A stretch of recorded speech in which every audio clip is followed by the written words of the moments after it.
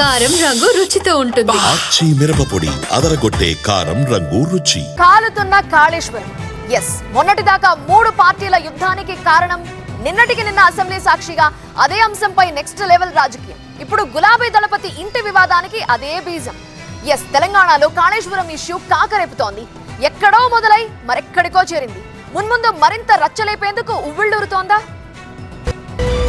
Kaleshwaram project centric గా తెలంగాణలో రాజకీయ రచ్చ ఓ రేంజ్లో నడుస్తోంది. మొదట అధికార కాంగ్రెస్, ప్రతిపక్ష బీఆర్ఎస్ మధ్య మంట పెట్టించింది కాళేశ్వరం. ప్రాజెక్టులో అవినీతి జరిగింది, 1,00,000 కోట్లను బీఆర్ఎస్ మింగేసింది, అందులో అధినేత కుటుంబం హస్తం ఉందంటూ కాంగ్రెస్ ప్రభుత్వం తీవ్రస్థాయిలో ధ్వజమెత్తితే అదే స్థాయిలో కౌంటర్ ఇస్తూ వచ్చింది ప్రతిపక్ష బీఆర్ఎస్.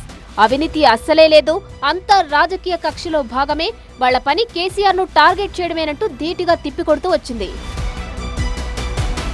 అలా రాజకీయం నడుస్తుండగానే అవినీతిని తేల్చేందుకు పీసీ ఘోష్ ఆధ్వర్యంలో ఓ కమిషన్ను రంగంలోకి దింపింది. తమ దగ్గరున్న ఆధారాలను ఘోష్ కమిషన్ కు సమర్పించి అవినీతిని తేల్చాలంటూ కోరింది. ఇక సుదీర్ఘ విచారణ తర్వాత 600 పేజీలతో కూడిన ఓ రిపోర్టును ప్రభుత్వం చేతిలో పెడుతూ అంతా కేసీఆరే చేశారని బాంబు పేల్చి వెళ్లిపోయింది ఘోష్ కమిషన్. ఆ తర్వాత ఆ కమిషన్ రిపోర్టును ప్రభుత్వం అసెంబ్లీలో పెట్టడం, బీఆర్ఎస్ ను టార్గెట్ చేయడం, సీబీఐ ఎంక్వైరీకి బదిలీ చేయడంతో బీఆర్ఎస్ కూడా నిరసనలతో తగ్గేదేలే అన్నట్లు వ్యవహరిస్తూ వచ్చింది. అంతేకాదు ప్రభుత్వానికి కౌంటర్ గా కోర్టుల్లో క్వాష్లు, నో ఎంక్వైరీ పిటిషన్లతో ప్రభుత్వంపై పోరాటానికి దిగింది. కట్ చేస్తే ఇదే కాళేశ్వరం ఇష్యూ ఇప్పుడు కేసీఆర్ కుటుంబాన్ని టచ్ చేయడం టాక్ ఆఫ్ ది స్టేట్స్ గా మారింది. కవిత ఎపిసోడ్ తో కాళేశ్వరం ఇష్యూ పీక్స్ కు చేరింది.